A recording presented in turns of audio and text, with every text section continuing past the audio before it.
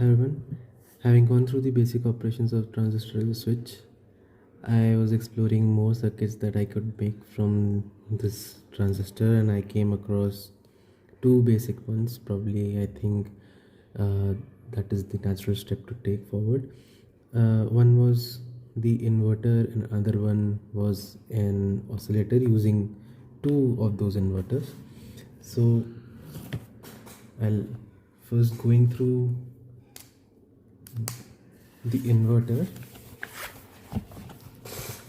An inverter is basically similar to the switch, only difference is where you're measuring the voltage, output voltage from. A basic schematic for inverter would be something like this.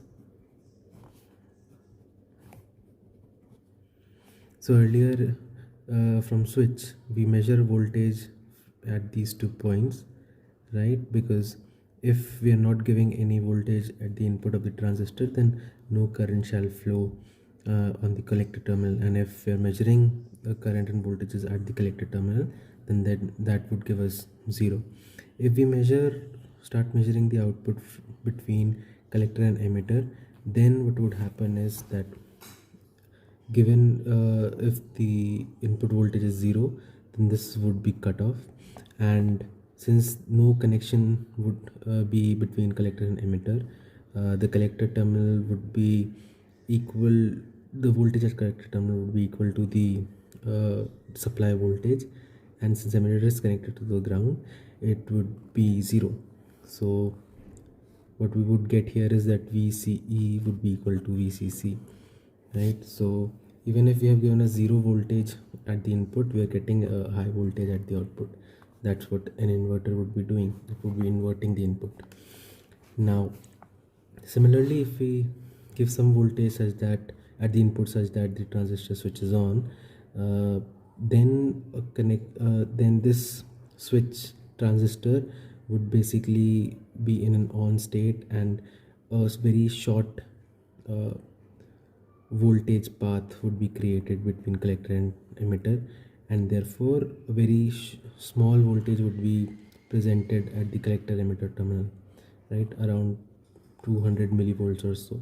That could be considered as an off state. So a high input voltage has been inverted to a low voltage output. Therefore this is how inverter would work. So making the circuit,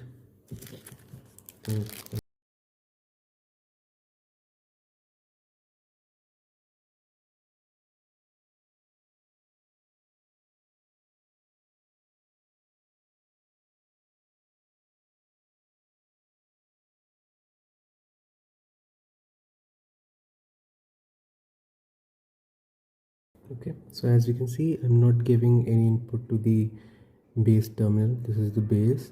Still at the output of the collector and emitter, I'm getting some voltage. Now if I give some input to the base, for example, if I connect this directly to the positive rail, the output goes off. That's what an inverter is. Now coming to the oscillator part, what we can do is we can take two such inverters and connect them in a back-to-back fashion. So what this would do is that a high voltage from one transistor's output would go as an input to the other transistor, that would make the output of that other transistor to 0, to a low voltage, and that would be fed again to the first transistor. So that way a loop will be created, and some kind of capacitor can be used in between so that it can be charged and discharged at a fixed interval, and the transistor can be in a switch on and switch off state continuously. So yeah.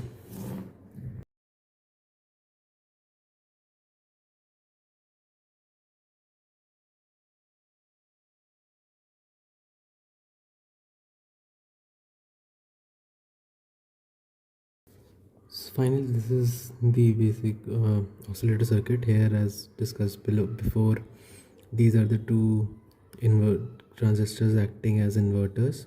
Right now, what I've done is I've connected the output of this transistor to the input of this transistor, and then output of this transistor is going through a RC circuit and into the input. So what this does is, let's say this is assuming this one is on at the first moment and this is off, right? So this would send a high voltage to the input, and that would basically make this voltage go to a low value because this is high, right? It would invert it, and then this transistor will basically via this resistor start charging to a high voltage in this direction, right? And once that happens,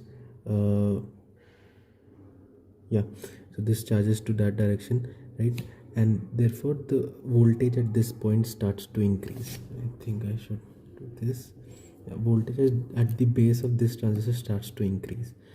As soon as it increases, right, what happens is that this transistor starts to go on, and when it goes on, this collector voltage drops down to 0 because it's acting as an inverter. And when it drops down to 0 and opposite voltage drops down to 0, this base terminal goes to a 0 voltage and this turns on, right? Earlier this was on and this was off, now this is on and this is off. So similarly, now next in the next cycle, what would happen is this capacitor would start charging from this direction, and the voltage at this point would start to decrease. As soon as it decreases below 0.7 volt, which is required to make this on, this transistor would go from cutoff stage to from saturation stage to cutoff stage, and again this LED would switch off, and this is how the circle would go on and on for infinity. So just running it once.